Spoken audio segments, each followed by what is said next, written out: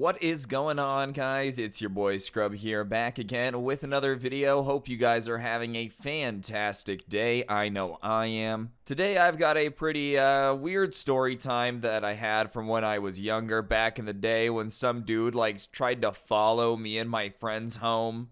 I don't know, it was just an overall pretty weird experience. I don't think I've ever told here on the channel, so I figured I would make it into a video because you guys tend to enjoy them. So yeah, that's what we're going to be talking about today. So without further ado, let's hop right into it.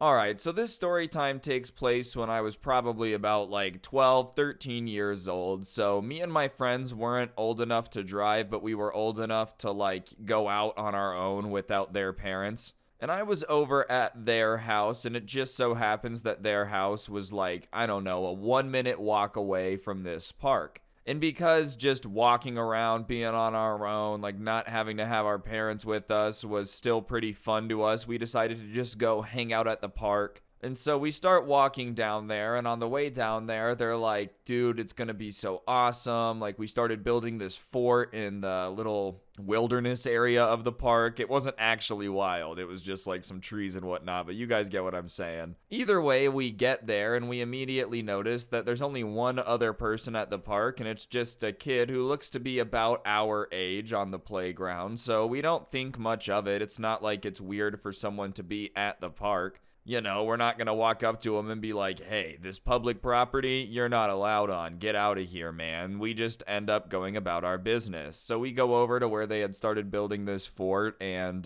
we start messing around with it, and it was pretty cool. And we're just kind of moving stuff around, whatnot, and one of my friends goes, hey, guys, be careful about looking, don't make it obvious, but that dude is just staring at us. And so we all take a little bit, and we're trying not to make it obvious, but sure enough, the guy is just staring at us. And it's not in a oh, I'm bored and just kind of seeing what people are doing way. It's in a he's watching us type of way. And it's definitely weird, so now we're all aware of it, and we keep trying to go about our business.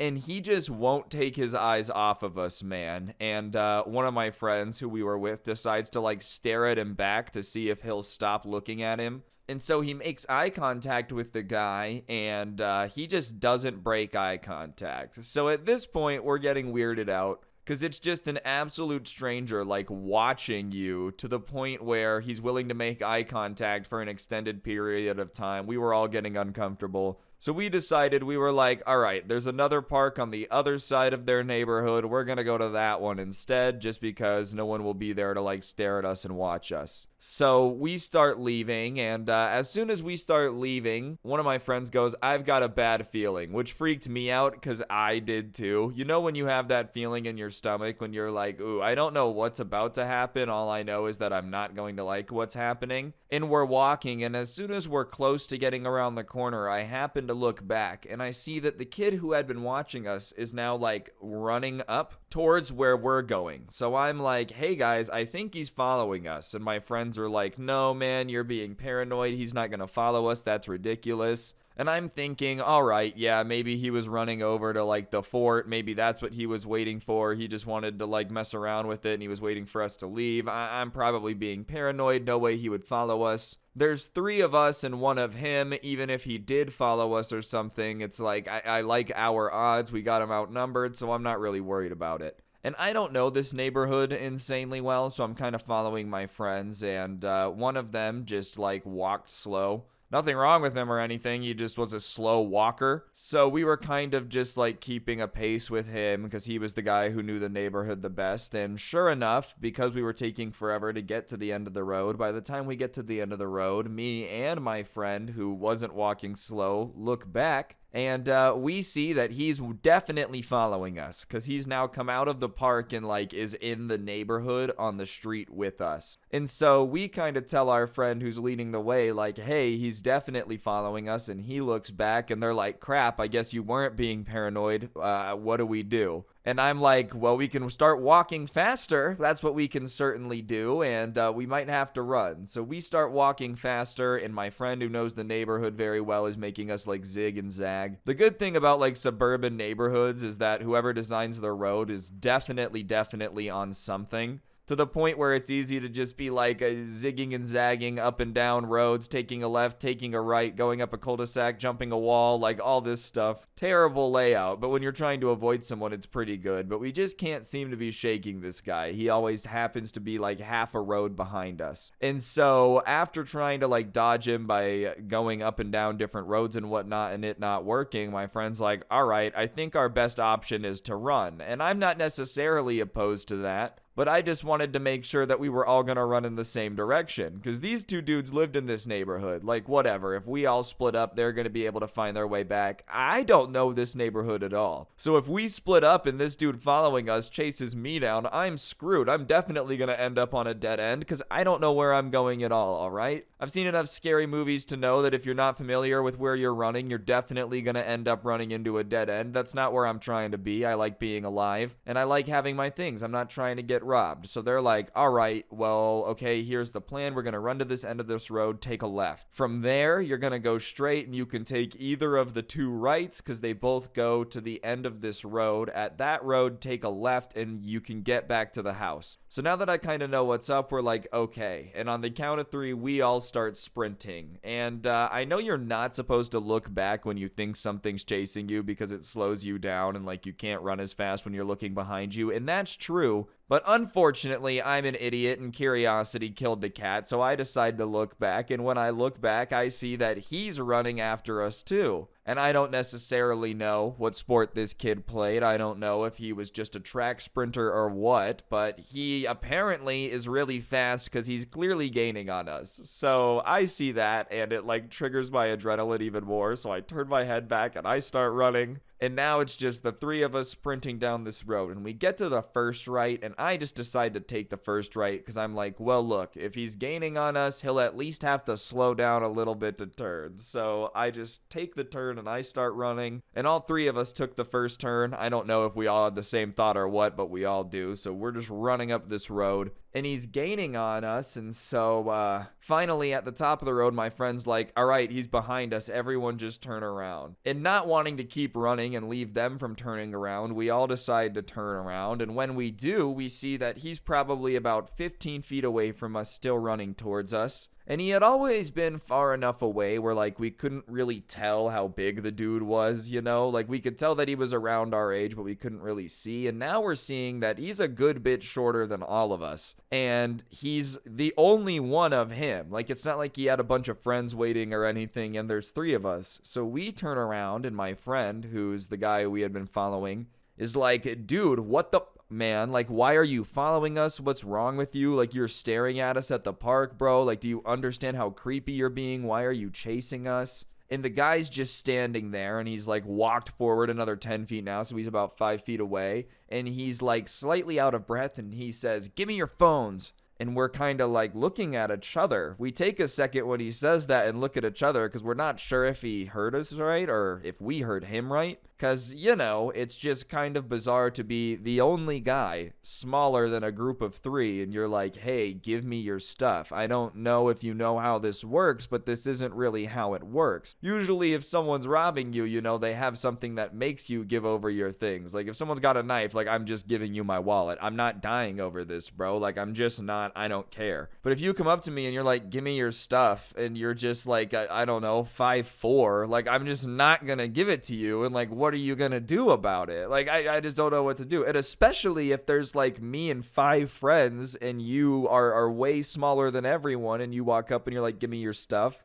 No. So we're all looking at each other and we decide that we did hear him right. So we look at him and we're like, yeah, no, we're not going to give you our phones. I don't really know what he expected us to do. Get down on the ground in the fetal position and be like, please, sir, just let me grab my SIM card. I'll give you anything you want. Like that was not going to happen. And his response to that is to like look at us and yell even louder, give me the phones now. And so we say no again, except this time we're even firmer. We're like, no. And he's just kind of standing there, staring at us. And we can tell that he really hadn't thought this through very well. It was like he really thought that was going to work. Because just the way he's looking at us, I don't know if this makes sense, but he was kind of confused that we weren't giving the phones over. Like, he was trying to process in his brain what his next move should be since we just didn't immediately hand over everything we own. And in his confusion, in his infinite wisdom, I guess somewhere in his brain, the calculation was like, boop, boop, beep, beep, beep, beep, boop, boop, doing the math. All right, maybe if I ask them nicely to give them, or to give him our phones, then they'll just hand it over and it'll be no issue. Because he says, come on, guys, please, just give me your phones. Which, all right, man, I don't really care if you're saying please. That doesn't magically change it, you know? Like, imagine that you're robbing a bank. Please give me all the money. Oh, officer, you don't understand. I don't really think you need to chase the guy down because he did say please while he was robbing the bank. Very polite. So we say no again, and my friend who was leading the way kind of pushes him and is like, get out of here, bro. And the kid takes a step back when he gets pushed and has a look on his face as if we have just offended the King of Belgium, man. We have literally just decided to spit in the face of the Princess of Norway. We have decided to decry the royal family. And he says, whoa, no need to shove me. Which is just hilarious. You know what else there's also no need for? Running down and trying to rob someone. I think that's also pretty unnecessary. Hey man, robbery is one thing, but shoving, no need, no need. And so my friend is like, I'm gonna shove you if you're trying to rob us. And he decides to start having an argument about how he hadn't pushed or decided to like hit any of us, so we should have respected that and not pushed him back. And we are literally stupefied at this. Cause like, listen man, it should just kind of be understood that if you try to steal from someone, they might fight back. They probably will fight back unless there's a reason for them not to. But especially in this situation, like, we just shoved him and told him to get out of here. We didn't punch him in the face or anything. The fact that he was so offended kind of blew my mind. Like, wait, what do you mean? Well, there's just no need to shove me, because that's just really rude and unnecessary. Bro, you're trying to steal my phone. Like, do you not think that that's also rude and unnecessary? But whatever, we're like, dude, just get out of here. You're trying to rob us. We're gonna shove you, like, leave. And he argues for a little bit, and finally he's like, fine, I'll get out of here, but I just want you guys to know that that was really rude. There was no reason to do that. And now we're getting pissed off, and we're like, dude, get out of here before we actually do decide to be rude about it. I don't really know if you can consider any reaction at that point being rude if you try to rob someone, but whatever. He's like, fine, I'm gonna leave, but next time I see you, just know that I'm gonna get your phone. And we're like, yeah, whatever.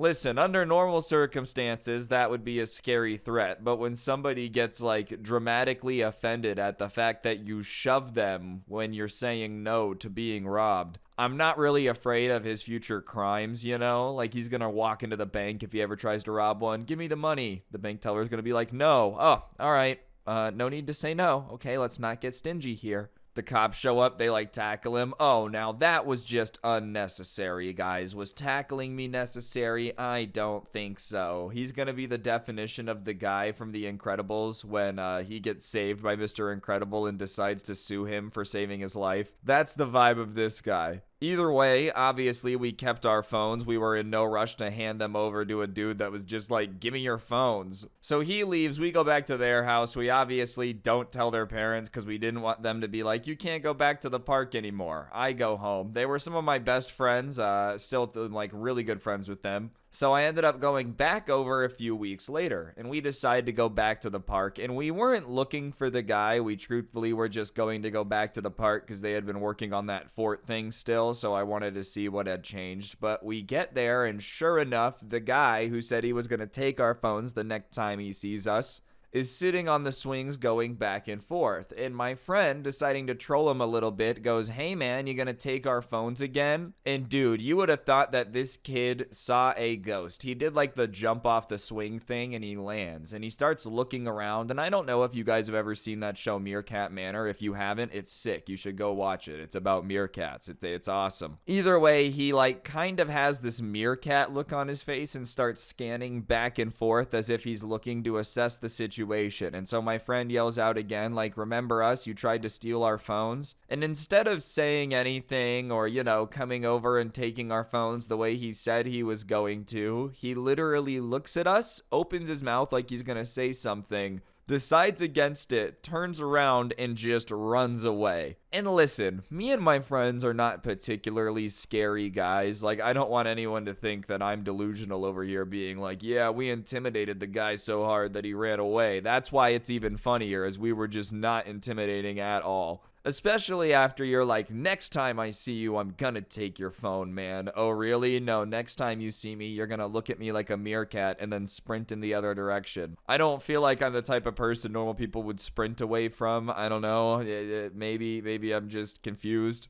Either way, after that, they said they never really saw him at the park again, and whenever I would go over there and we would go there, we never saw him again. Probably more out of embarrassment than anything. Or maybe he realized that trying to rob 3 people by yourself is just a very bad idea. Like, you don't have to be a mathematician or anything to realize that your odds of success in a 3v1 is not very good. Unless you're like some top secret Cobra Kai karate master, Even then, I feel like in a 3v1, whenever there's like a karate movie or like a fight in a movie, the 3 guys wait and fight the guy like one at a time. That's not how reality is. If 3 people start punching you at one time, it's probably not gonna end well unless you're like, I don't know, Jason Bourne. Either way, I just thought that was an interesting story time. Hopefully you guys enjoyed. I know this one's a little bit shorter than normal, but, I just felt like talking about it. If you did enjoy the video, I'd really appreciate you taking a second to press the like button. Let me know what you thought in the comment section down below. And of course, subscribe if you're new and turn on those notifications.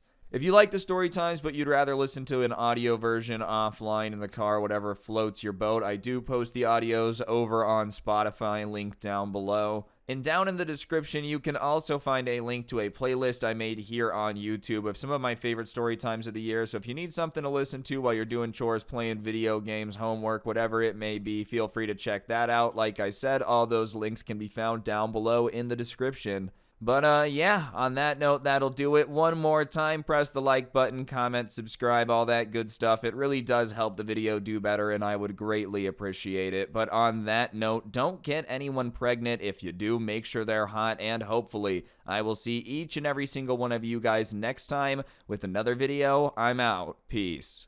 Give me your phone.